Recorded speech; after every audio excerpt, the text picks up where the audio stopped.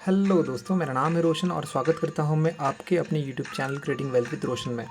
English में एक कहावत है, if you fail to plan you plan to fail. इसका मतलब ये है दोस्तों कि अगर आप प्लानिंग करने में फ़ेल हो जाओगे तो इसका मतलब ये है कि आप कहीं ना कहीं अपने फेलियर के लिए प्लान कर रहे हो।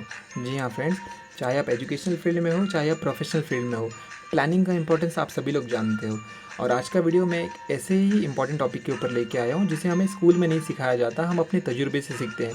और ज़रूरी तो नहीं कि हम हमेशा गलतियों से सीखें, कभी कभी हमें दूसरों की गलतियों से भी सीखना चाहिए।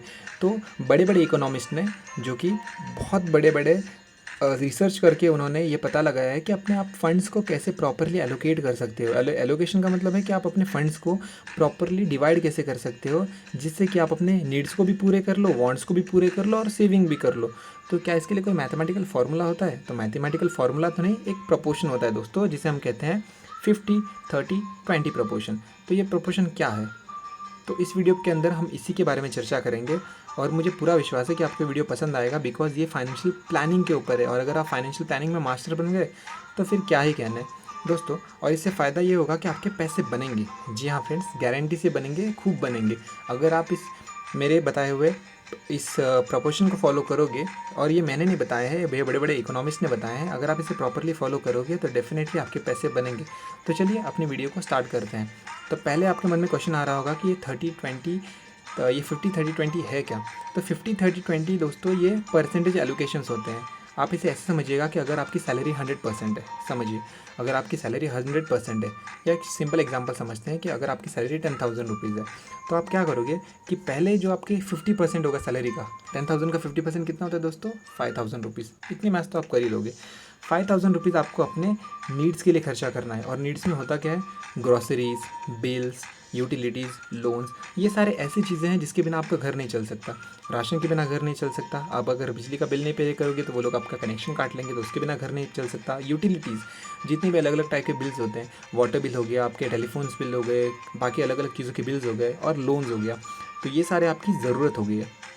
और ज़रूरतों को नीड्स के अंदर हम कैटेगराइज करते हैं, और ये हमें पे करना ज़रूरी होता है। तो आप सबसे पहले, जब आपको सैलरी मिलती है, तो सबसे पहले आप अपना 50% इन सब चीज़ों के लिए एलोकेट करना, और 50% से ज़्यादा नहीं करना होता है इसमें। ओके, जो बचे हुए नेक्स्ट 30% होते हैं, तो नेक्स्ट 30% को हम क्या कहते हैं? वांट्स। वांट्स ऐसी चीज़ें होती है कि जिसके बिना आप सर्वाइव तो कर सकते हो, बट अगर वांट्स नहीं रहेंगे तो लाइफ जीने का मज़ा ही क्या होता है। जैसे कि कभी कभार आप डाइनिंग करने के लिए बाहर जाते हो, कभी कभार आप शॉपिंग करते हो, अपने हॉबीज़ को परस्यू करते हो, तो ये चीज़ें भी ज़रूरी होती है।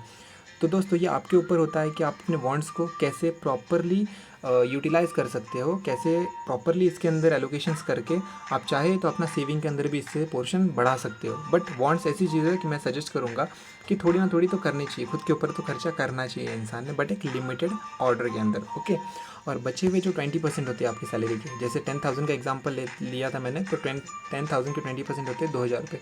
तो मिनिमम आपको 2,000 रुपये तो सेव करने ही है। तो आप इसे सेव कैसे करोगे? तो चाहे आप इसे इंश्योरेंस बाय कर सकते हो, या SIP कर सकते हो, या फिर इन्वेस्टमेंट कर सकते हो। तो इन्वेस्टमेंट भी अलग अलग तरीके से होती है, मैं आगे आपको डिस्कस करके बताऊंगा ये डिटेल के अंदर। तो ये एक ब्रॉड व्यू हो गया कि 50-30-20 प्रिंसिपल होता क्या है। ओके, आप अपने हिसाब से, आप अपने कंफर्ट के हिसाब से भी इसमें चेंजेस कर सकते हो। अगर आप सोच रहे होंगे नहीं नहीं मैं तो वांट्स के अंदर ज़्यादा खर्चा करता ही नहीं हूँ, तो आप एक काम करना, ये अमाउंट सैलरी, ये अमाउंट आपकी सेविंग्स में ऐड कर लेना, और सेविंग का अमाउंट उसमें बढ़ जाएगा। जैसे कि आप ऐसे भी एलोकेट कर सकते हो, 50-20-20, 50-20-30 भी कर सकते हो, कि आप 20% नीड्स वांट्स पे खर्चा करोगे, 30% सेविंग करोगे, ये भी आप कर सकते हो। मैंने एक जनरलाइज प्रिंसिपल बताया है। तो चलिए थोड़ा सा इन्वेस्टमेंट के बारे में बता देता हूँ दोस्तों। पहले 50-30 तो आप समझ ही गए होंगे, बट लास्ट के 20% सेविंग का आता है। तो आप इसे सेव कैसे करोगे? बिकॉज प्रॉपर सेविंग भी ज़रूरी होता है, राइट?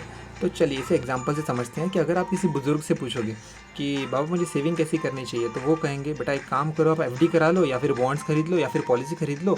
सबसे बेस्ट तो वही होते हैं, कोई झंझट नहीं होता।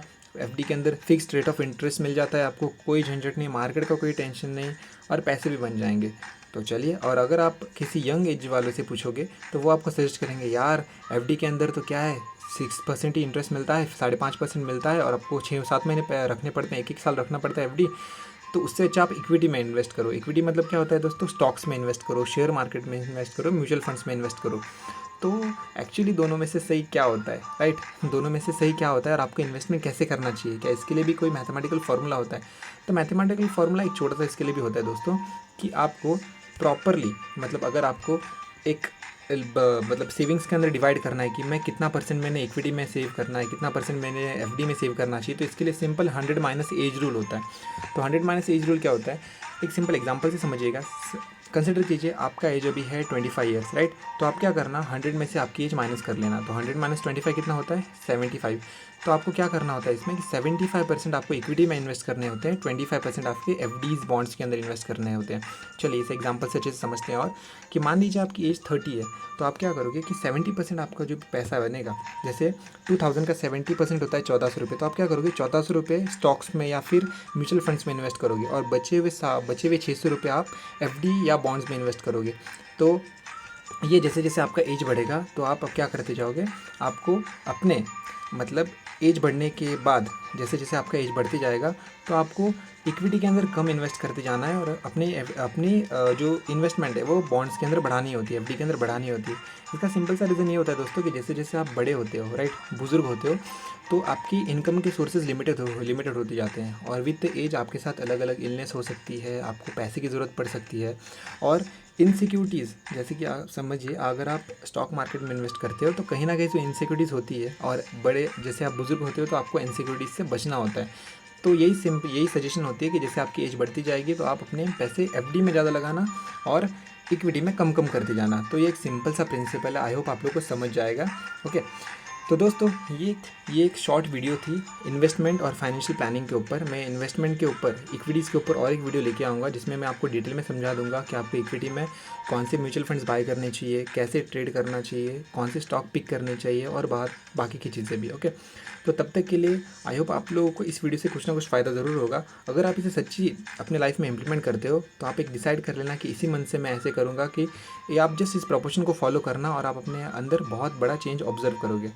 तो चलिए दोस्तों, फिलहाल के लिए इस वीडियो में इतना ही। अगर आपको इस वीडियो पसंद आया होगा तो डेफिनेटली लाइक करिएगा, और कमेंट में बताइएगा कि मुझे और कौन से टॉपिक के ऊपर वीडियो बनाना चाहिए, या फिर आपको कौन से टॉपिक के ऊपर वीडियो चाहिए। ओके, हम ज़रूर कंसिडर करेंगे।